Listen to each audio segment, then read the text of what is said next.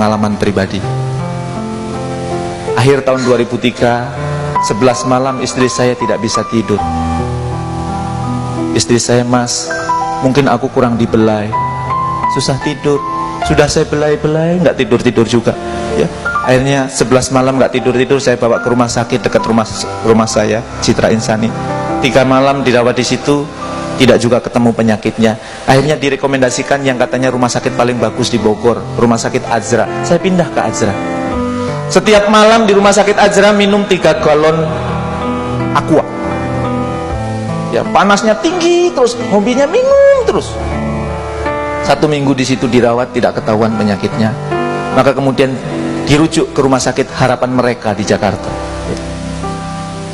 Iya, Harapan Mereka karena mahal. Ya. Kalau harapan kita murah ya. Itu mahal. 1 malamnya di ruang ICU 2,5 juta waktu itu. Akhirnya dibawalah ke Jakarta. Dan begitu masuk rumah sakit itu, ternyata harus dirawat di ruang ICU. Mohon maaf, badan istri saya isinya kabel. Dari kaki sampai kepala kabel. Mohon maaf, tidak berbusana, hanya ditutup selimut. Dan kabel itu disambungkan dengan monitor untuk memantau penyakitnya. 3 minggu nggak ketahuan penyakitnya.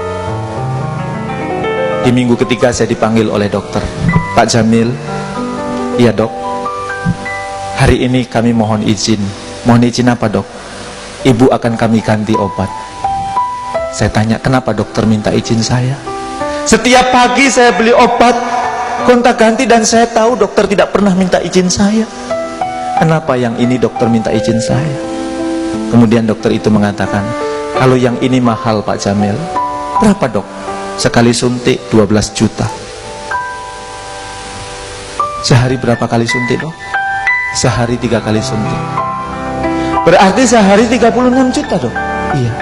Langsung saya bilang, "Dokter, 36 juta bagi saya itu besar.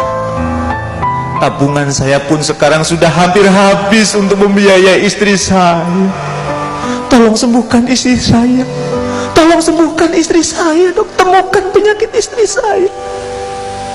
Dan dokter itu menjawab, "Pak Jamil, kami juga sudah berusaha. Bahkan kalau Pak Jamil tahu, kami sudah minta bantuan Cipto, minta bantuan banyak laboratorium. Penyakit istri Bapak tidak bisa kami ketahui." Kemudian saya bilang, "Tolong dok, cari sekali lagi." Dokter nyari, "Saya akan berdoa kepada Tuhan saya. Tolong dok dicari." Dan dokter itu mengatakan, "Janji Pak Jamil ya, sekali ini. Kalau sekali ini gagal, terpaksa ibu kami ganti obat." "Baik dok." Maka dokter memeriksa lagi. Dan kemudian saya pergi ke musola. Dan kemudian saya sholat duha. Dan kemudian setelah sholat saya berdoa, "Ya Allah, ya Tuhanku, gerangan energi negatif apa yang pernah aku lakukan sehingga kau uji aku dengan penyakit istriku yang tak kunjung sembuh. Tabunganku sudah hampir habis ya Allah. Aku sudah lelah menunggui istri. Tunjukkan kepada aku gerangan maksiat apa yang pernah aku lakukan ya. Sembuhkanlah penyakit istriku. Sembuhkanlah penyakit istriku. Bagimu amat mudah menyembuhkan penyakit istriku, semudah engkau mengatur miliaran planet di muka bumi ini ya Allah." Dan ketika saya sedang berdoa memohon kepada Allah, gerangan energi negatif apa yang pernah aku lakukan, gerangan maksiat apa yang pernah aku lakukan, tiba-tiba saya teringat dengan kejadian beberapa puluh tahun yang lalu. Saya pernah mencuri uang ibu saya 125 rupiah. Waktu kelas 6 SD, SPP saya nunggak 3 bulan. 1 bulannya 25 rupiah. Setiap pagi saya dipanggil sama wali kelas, "Jamil, kapan bayar SPP? Jamil, kapan bayar SPP? Jamil, kapan bayar SPP?" Malu saya. Maka kemudian pas istirahat saya pulang ke rumah, dan saya lihat di bawah bantal ibu saya ada uang 125 rupiah. Saya ambil. Yang 75 saya gunakan untuk membayar SPP. Yang 50 saya gunakan untuk jajan. Maka kemudian saya berpikir, kenapa ketika saya sedang berdoa, "Ya Allah, energi negatif negatif apa, maksiat apa yang pernah aku lakukan sehingga kau uji aku dengan penyakit istriku yang tak kunjung sembuh? Kenapa saya diingatkan oleh kejadian beberapa puluh tahun yang lalu yang saya sendiri sudah hampir lupa? Maka kemudian saya berpikir, jangan-jangan ini petunjuk dari Allah. Itulah energi negatif yang menyebabkan tabunganmu habis, yang menyebabkan istrimu yang tak kunjung sembuh. Maka segera saya ambil telepon dan kemudian saya telepon ibu saya. Assalamualaikum, Ma. Waalaikumsalam, Mil. Apa kabar, Ma? Baik. Gimana anak-anak di rumah, Ma?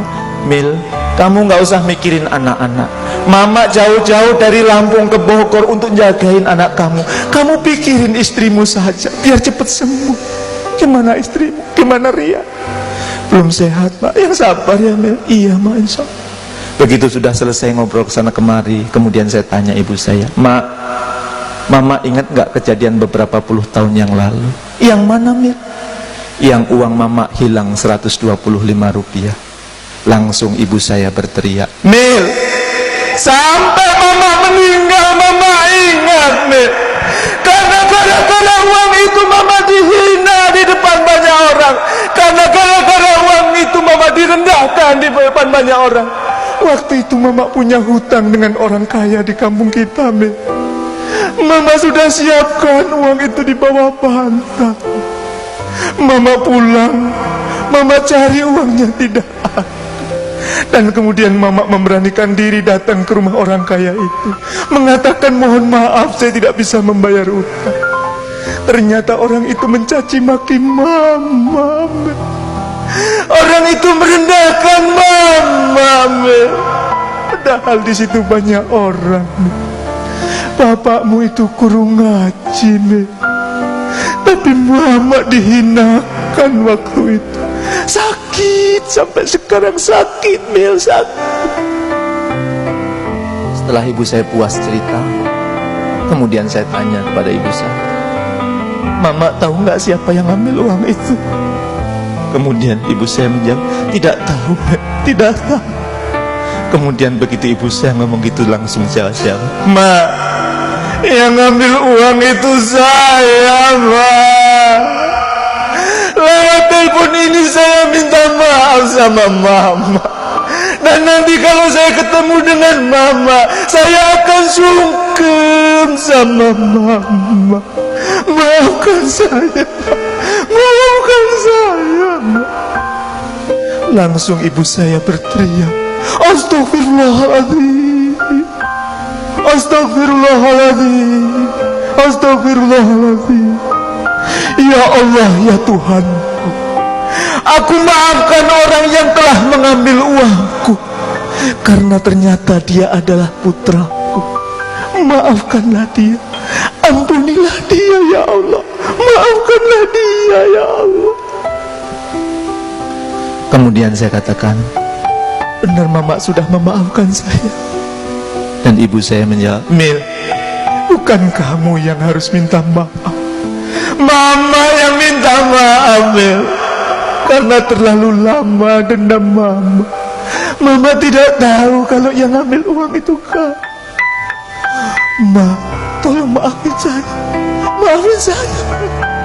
Dan kemudian ibu saya mengatakan, Jamil, sudah jangan kamu pikirin. Semua kesalahanmu Mama maafkan, termasuk kesalahan mengambil uang itu. Tolong disertai dengan doa, Ma, agar istri saya cepat sembuh. Dan kemudian ibu saya mengatakan, ya Allah, ya Tuhanku, hari ini aku maafkan orang yang telah mengambil uangku, karena ternyata dia adalah putraku. Maafkanlah dia, ampunilah dia, dan sembuhkanlah istrinya, sembuhkanlah penyakit menantuku. Terima kasih, Ma. Saya tutup. Kejadian itu sekitar jam 10 pagi. Dan sekitar jam 12.45 saya dipanggil oleh dokter ke ruangannya. Begitu sampai ruangannya saya disalami oleh dokter. Selamat Pak Jamil. Ada apa, Dok? Penyakit istri Bapak ketahuan. Apa, Dok? Infeksi pankreas. Terima kasih, Dok. Langsung saya peluk dokter. Terima kasih, Dok. Terima kasih. Terima kasih. Dan kemudian dokter itu mengatakan, Pak Jamil, kalau boleh jujur, cara yang kami gunakan sama, metode yang kami gunakan sama untuk mendeteksi penyakit istri Bapak. Tapi hari ini merupakan suatu keajaiban. Dengan cara dan pola yang sama, kami bisa menemukan penyakit istri Bapak. Terima kasih. Setelah ini ibu akan kami beri obat, dan agar kemudian kalau panasnya sudah turun, kami mohon izin kepada Pak Jamil, usia kandungan sudah 8 bulan, maka akan kami sesar untuk mengeluarkan bayinya agar pengobatannya lebih mudah. Terima kasih, Dok. Maka begitu sesar sudah selesai, saya pastikan istri dan anak saya selamat, saya segera pulang ke Bogor. Saya sungkem dengan ibu saya. Terima kasih, Ma. Terima kasih, Ma. Terima kasih. Tapi itulah hebatnya